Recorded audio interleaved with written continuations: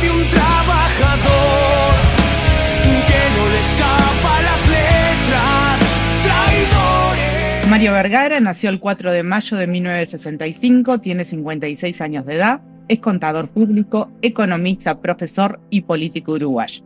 Líder del sector Fuerza Renovadora dentro del Frente Amplio, actualmente es senador de la República, fue ministro de Economía y Finanzas y presidente del Banco Central del Uruguay.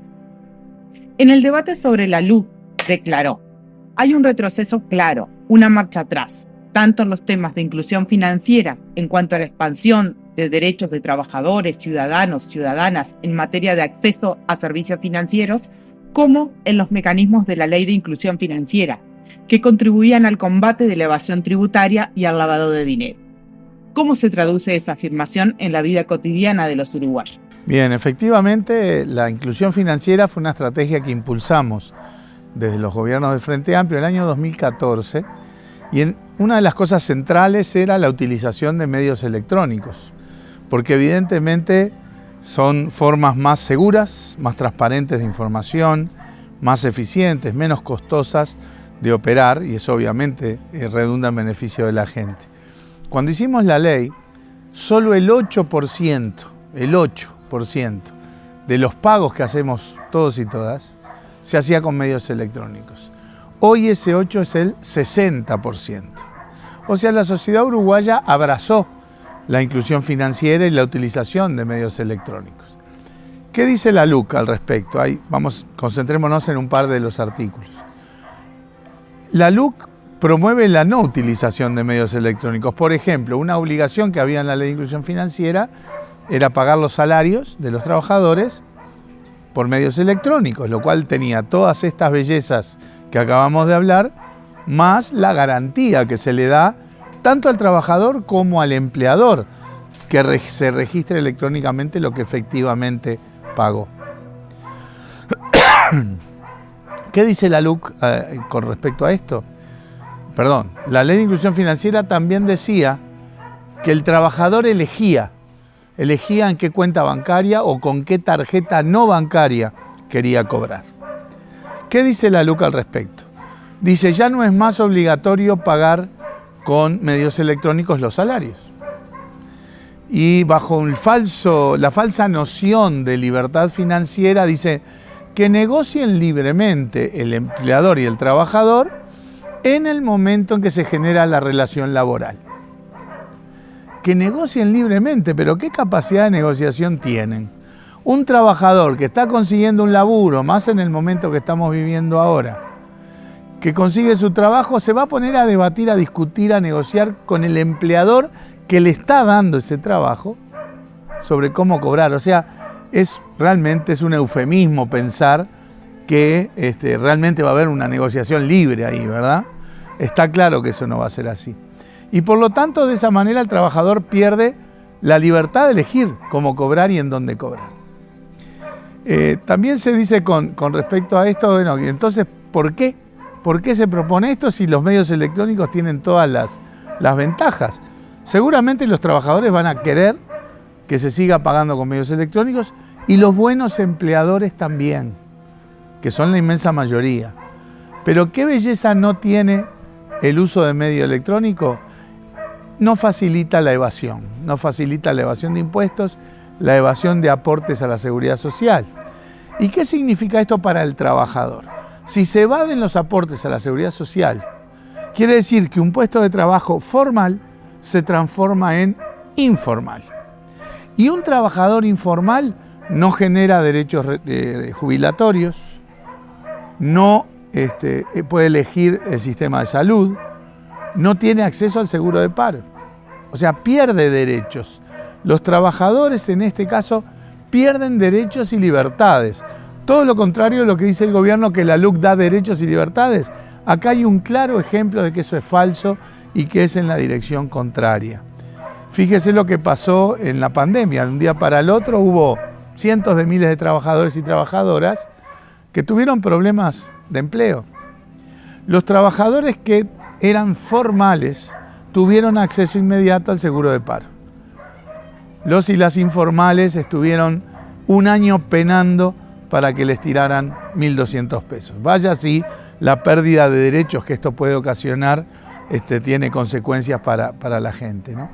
Y también hay marcha atrás en la inclusión financiera como mecanismo para el combate al lavado de dinero, a los controles de los flujos financieros, que obviamente no es el pueblo en general, no son los trabajadores los que están involucrados en las actividades que implican lavado de dinero. Y es el artículo que habilita a que podamos hacer pagos en efectivo por 110 mil dólares. La ley de inclusión financiera, que promovía el uso de los medios electrónicos y que también tenía un ojo en ayudar a prevenir el lavado de dinero, limitaba los pagos en efectivo a unos 4 o 5 mil dólares. Que ya de pique es un monto, digo, la gente no anda normalmente con 4 mil dólares en el bolsillo, ¿verdad? Bueno, pues la LUC levantó ese tope a casi 110 mil dólares. Entonces la pregunta es, ¿para quién están gobernando? Porque ¿qué uruguayo o uruguaya tiene 100 mil dólares abajo del colchón deseando ejercer su libertad financiera comprando, qué sé yo, un auto de alta gama de 100 mil dólares en billetes de 20?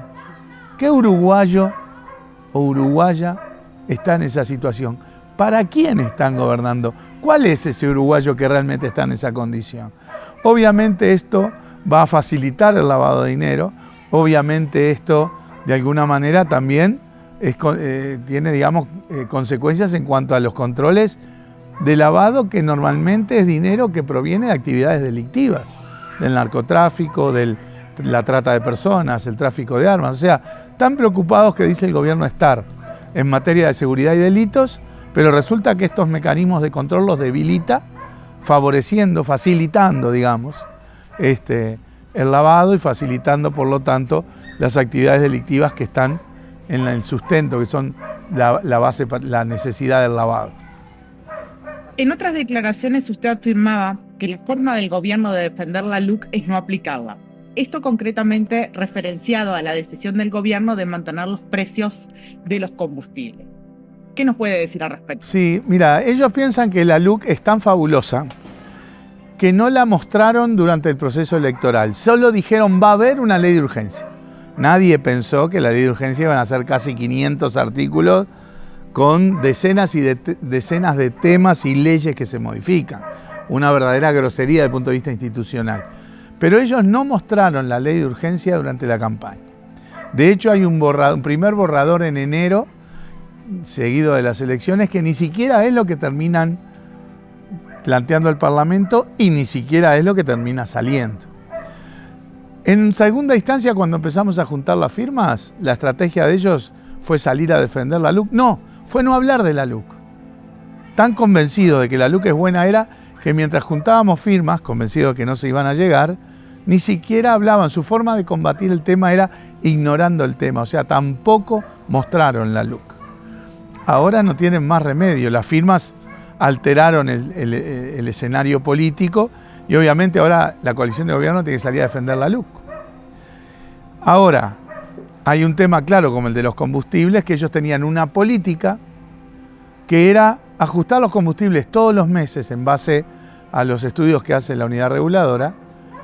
¿Y qué pasó mientras ellos se sentían tranquilos de que la LUC no se iba a derogar? Hubo 3 meses seguidos en que aumentaron los combustibles. Pero aumentaron. Aumentaron casi un 30% en 3 meses. Un aumento que no tiene antecedentes seguramente en la historia reciente del Uruguay. En 3 meses aumentan 16 pesos. En el cuarto mes bajan medio peso. O sea, simbólico. Ahí entran las firmas. ¿Y qué pasa? Que los informes les vuelven a indicar que tienen que seguir subiendo, según su política, los combustibles, pero no la suben. Lo dejan quieto 2 meses. Dicen, bueno, lo que pasa es que ahora tenemos ganancias de que le exportamos energía a Brasil. Y con eso se usan combustibles. Permítame un paréntesis. ¿Por qué le podemos exportar energía a Brasil y obtener esas ganancias? Porque en los gobiernos del Frente Amplio hubo un cambio en la matriz energética muy importante y se construyó una conversora de ciclos de frecuencia, ¿sí?, en la frontera con Brasil, que es la que permite llevar energía con la frecuencia que se hace en Uruguay y convertirla a la frecuencia que se usa en Brasil. Por lo tanto, esas ganancias de hoy se deben a esa infraestructura que se hizo en gobiernos anteriores, que cuando se hizo eran despilfarro, eran criticadas por gastadora, por despilfarradora. Bueno, cierro el paréntesis, esas ganancias permitirían no subir el precio aunque suba, violentando la sustancia del por qué ellos habían incorporado esa política de darle transparencia, que acompañe el precio del petróleo, el dólar. Ahora aparecieron las firmas, incorporan cosas nuevas, pero además podemos perfectamente especular que son las firmas las que explican el por qué no se subió. Pero queda muy claro, porque también son transparentes en algunas cosas, de cómo están viendo ellos esto. Las autoridades de ANCAP dijeron, estas ganancias nos van a ayudar a no subir el combustible hasta abril o mayo. Abril o mayo. O casualidad, se estima que el referéndum sea en marzo, a lo sumo en abril. Y el presidente de ANCAP usó una imagen estupenda, que es decir, por supuesto, cuando después se acabe esto en abril, el combustible va a tener que subir. Él usó esta imagen. Si no hacemos eso es como presionar un resorte. O sea, presionan el resorte hasta el referéndum y si gana el no, van a dejar de presionar el resorte y ya imaginemos qué va a pasar con el precio de los combustibles. Entonces, la forma de defender la LUC, o sea, no perjudicar su posición en el referéndum, es no aplicar la LUC. Porque si la aplicaran en el marco de su política, tendrían que seguir subiendo. Nadie está pidiendo que suban los combustibles, que quede claro. Pero su política hubiera indicado que subieran y claramente no lo están haciendo por una cuestión de cálculo político de cara al referéndum. Así que lo que sí podemos decir con claridad es que si los combustibles no subieron en los últimos 2 meses, no se debe a la generosidad del gobierno, se debe a las 800.000 firmas que presentamos para que haya un referéndum que derogue y anule estos 135 artículos. Para terminar, ¿alguno de los motivos principales por qué votar el sí en el próximo referéndum? Bueno, porque hay 135 artículos que el Movimiento Popular y el Frente Amplio consideran que son los más negativos, los más regresivos, que perjudican al uruguayo, a la uruguaya. En temas varios, en temas de vivienda, por ejemplo. Acá quiero hacer algunas aclaraciones que tienen que ver con cosas que se dicen en el debate público que son falsas. En el tema vivienda se dice, bueno, pero gracias a la LUC se puede alquilar sin garantía. Falso. Ya se puede alquilar sin garantía. La garantía no es una exigencia legal de los alquileres, es una exigencia de mercado. Y de hecho, según la encuesta de hogares, 1 de cada 5 alquileres, más o menos, ya es sin garantía. Pero además, los artículos que hablan del arrendamiento sin garantía no están incluidos en los 135 artículos que queremos anular. Los que sí están incluidos son los que hablan del desalojo express. Realmente una reacción grosera de desequilibrio de derechos, sobre todo la gente que tiene la vida más complicada, porque si es la gente que alquiló sin garantía, no es la gente más privilegiada. Y este desalojo express a veces les molesta que le llamemos express. Si usted es buen pagador, un estudiante que va a Montevideo, tiene que estudiar allá, o a una ciudad donde hay universidad, a Salto, a Paysandú, a Tacuarembó, en fin, paga religiosamente, es buen pagador, pero por una circunstancia un mes se retrasa 3 días, ya puede ser declarado moroso. Si quiere pagar de un día para el otro, hay un recargo del 60%. Del 60%. Ni la ley de usura ampara ese disparate. Y se puede empezar el trámite del desalojo que en 30 o 45 días esa persona está fuera de su casa. O sea, el desalojo express es de un desequilibrio de derechos impresionante que perjudica a la gente que más necesitamos ayudar para que pueda alquilar. En materia de educación, ¿por qué votar sí? Porque la LUC le erradicó la participación docente, la participación democrática de los docentes en primaria, en secundaria, en educación técnico-profesional. Con el argumento de que no, los docentes son los que complican el proceso, los sindicatos dominan y no son representativos. La vida acaba de demostrar lo equivocados que están. Acaba de haber elecciones de docentes para el Consejo Central de la ANEP y el 72% de los docentes votó a los gremios, que según ellos no eran representativos, que según ellos eran parte del problema y no de la solución, que según ellos son los que quieren volver a un esquema soviético de educación. Ya en el nerviosismo ya dicen cualquier cosa, ¿no? 72% de los docentes demostró que confía en los gremios y puso a 2 representantes de los gremios en el Consejo de la ANEP, desvirtuando y desmintiendo los argumentos de esos artículos de la LUC. En materia de derechos laborales, la reglamentación de la huelga que está en la LUC es inconstitucional. ¿Por qué?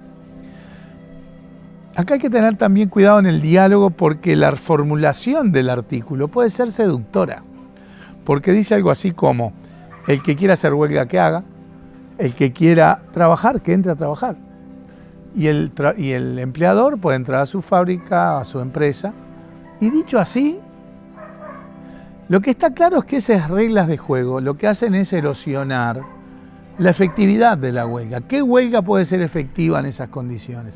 Eso sumado a otro artículo que criminaliza los piquetes.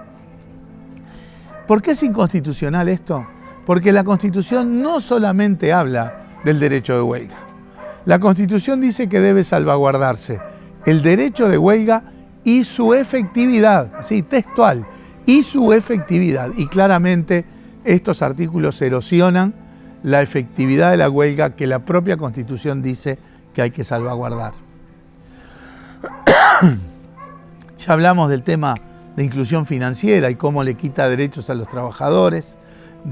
Hay que derogar esos artículos.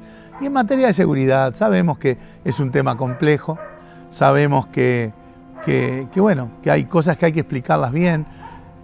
Hay que entender que nosotros vamos contra un conjunto de artículos, no contra toda la política, ni contra toda la ley siquiera. La ley tiene 476 artículos y nosotros vamos contra 135, que nos parecen los peores. Lo primero que hay que erradicar, que es falso, es la idea de que acá bajaron los delitos gracias a la LUC. En el mundo ya hay estudios, incluso hay estudios acá, que muestran que los delitos bajaron en todas partes por la pandemia. Porque además de la correlación temporal, los delitos que más bajan son los vinculados a la movilidad social. Y claramente con la pandemia bajamos drásticamente la movilidad social el año pasado. Entonces no es cierto que los delitos bajen por la LUC, sino por la pandemia.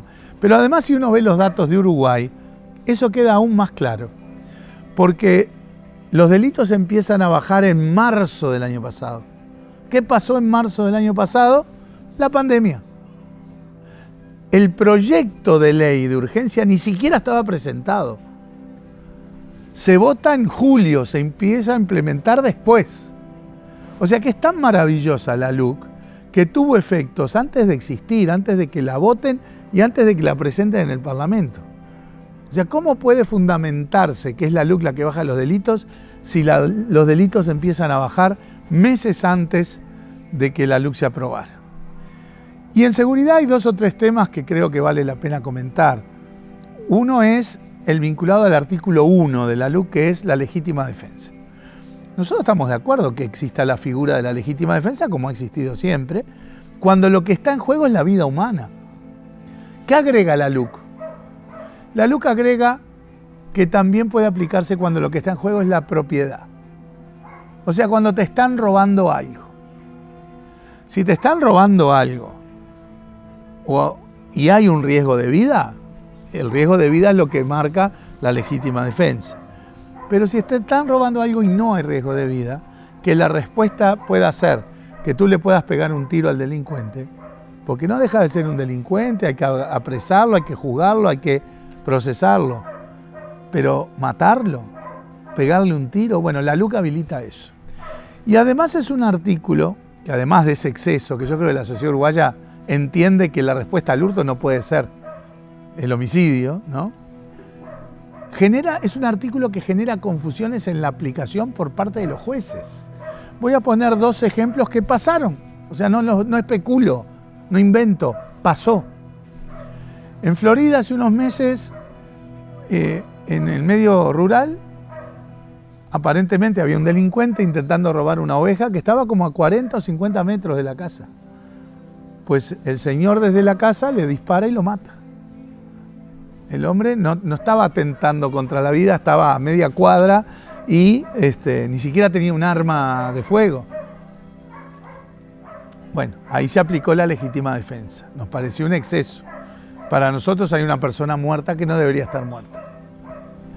Pero es tan confuso la aplicación de esto que hace unas 3-4 semanas sucedió un caso en donde ocurrió algo similar y el juez interpretó que no debía aplicarse la legítima defensa porque la reacción fue desmedida, fue desproporcionada y la persona que disparó, que pensaba que iba a estar amparado en el artículo 1 de la LUC, el juez no lo amparó y terminó procesada. O sea que también por eso es que hoy hay procesada una persona que no debería. O sea, ahí tenemos un problema con el tema de la legítima defensa que realmente obliga a anular ese artículo. Otro tema tiene que ver con el de lo que es el apoyo a la policía, ¿no? Ahora dicen, ahora sí la policía se siente respaldada. La policía nunca tuvo más respaldos que durante los gobiernos del Frente Amplio. Y déjenme ponerlo de esta manera. Cuando gobernaban ellos, antes del 2005, la policía salía a patrullar con uniformes que más que azules parecían grises de raídos, con armas sin balas, con chalecos vencidos y les pagaban salarios de hambre. Ese era el respaldo que ellos le daban a la policía. Con los gobiernos del Frente eso cambió. La policía se profesionalizó, mejoró su imagen en la sociedad, mejoró el equipamiento, los chalecos, las armas, las municiones, los beneficios, aumentaron los salarios. Entonces, ¿cuál es la idea de que ahora sí la policía siente respaldo? Nosotros estamos para respaldar a la policía y la inmensa mayoría de la policía en el Uruguay opera y actúa de manera correcta y en base a las normas. No creemos que deba haber abusos policiales. No es un tema de que vaya a haber miles de abusos. Ya donde haya algunos abusos tiene que preocuparnos y ha habido algunos abusos. De hecho, hay más de 80 denuncias de los defensores que están denunciando justamente la existencia de abusos. Decimos, uy, la policía abusa. No, no decimos la policía abusa. Decimos, quizás aisladamente, pero hay algunos policías que cometen abusos y eso, el Ministerio del Interior y la propia policía deberían ser los primeros interesados en erradicar ese tipo de conductas. Un tema que también nos parece importante porque se advirtió en la discusión parlamentaria de la LUC era el vinculado a algunos aumentos de penas y su impacto sobre la situación carcelaria. Acá yo quiero erradicar la caricatura. La caricatura es, ahora sí vino un gobierno con los pantalones bien puestos, ¿no? Que no le teme a la represión, mientras que los que estaban antes vivían en un mundo de frutillita, no querían reprimir. En primer lugar, y bueno, el tema de las penas tiene que ver con eso. Durante los gobiernos del Frente Amplio hubo un aumento de las personas privadas de libertad de unos 6.000 a unos 11.000 en 15 años, en un contexto social, bueno, que lo fue indicando. Pero las normas de la LUC han hecho, y eso fue advertido, que el crecimiento de las personas privadas de libertad haya sido totalmente inorgánico. En un año pasaron de 11 a 14.000 personas privadas de libertad. O sea, en 15 años había habido un aumento más o menos de 5.000 presos. Solo en un año ahora aumentaron 3.000. Entonces ahí advirtió el Frente Amplio, el comisionado parlamentario de cárceles, que no es Frente Amplista, el relator de Naciones Unidas, las organizaciones de la sociedad civil que trabajan en estos temas. Todos advertimos que iba a haber problemas en las políticas de rehabilitación, porque inundar las cárceles de presos, si no hay una rehabilitación. En el Uruguay nadie está de por vida en la cárcel. Vuelve a la sociedad y va a volver a la sociedad de una u otra manera dependiendo de cómo fue su proceso de rehabilitación o no. Ahí se nos dijo, bueno, entonces es un tema presupuestal, de recursos. Lo vemos en la ley de presupuesto. En la ley de presupuesto no hubo un solo peso más para rehabilitación. En la ley de rendición de cuentas ahora no solo no hubo más plata para rehabilitación, sino que incluso se le recortaron vacantes de operador penitenciario. O sea, hay menos recursos para la rehabilitación, pero en un año aumentaron en 3.000 los presos. Y empiezan a aparecer los problemas que se advirtieron. Un mayor hacinamiento, una falta de control. Hoy el ministro no puede explicar cómo se le escapa a un preso. Hoy el ministro no puede explicar cómo un recluso es secuestrado y torturado durante 2 meses adentro de una cárcel. Vaya si la LUC trajo problemas en esta materia. Entonces estos son algunos de los elementos por los cuales estamos convencidos que hay que votar sí. Esto tiene una complejidad que es, como decía hace un rato, acá hay tantos temas que de repente hay uruguayos, uruguayas que comparten esto que yo estoy diciendo en varios de los temas y quizá en otros no. Entonces tenemos que dialogar con cabeza abierta con la gente para dar nuestras razones de por qué hay que votar sí y también entender que va a haber otras dimensiones en juego que la gente va a tomar en cuenta para definir su voto. La situación económica y social, como hablamos hoy, caída de salario, pasividad, de empleo, aumento de impuestos, suba de tarifas, las políticas que el gobierno no implementó para ayudar a la gente, algunos casos escandalosos como el del puerto, la entrega de un monopolio en el puerto a una empresa extranjera por 60 años de manera inconstitucional, ilegal, abusiva. Lo que pasó con la situación del Ministerio de Turismo, todas las irregularidades del Ministerio de Turismo. O sea, la gente va a incorporar más elementos, más dimensiones, porque la decisión es compleja, la del referéndum. Nosotros confiamos en que la mayor parte de la ciudadanía va a acompañar el sí, y es muy importante que gane el sí. De pico, para poner el ejemplo que puse hace un rato, si gana el no, preparémonos para el aumento de los combustibles al mes siguiente. Pero además, desde el punto de vista del movimiento popular, el sí es una jugada muy importante y posiciona con mucha más potencia al movimiento popular para el futuro si el sí justamente sale victorioso en el referéndum.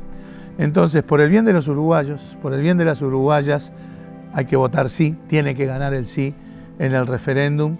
Reitero, no en clave de que el sí y no implique una grieta. Nosotros somos absolutamente enemigos de una grieta y de fomentar la grieta.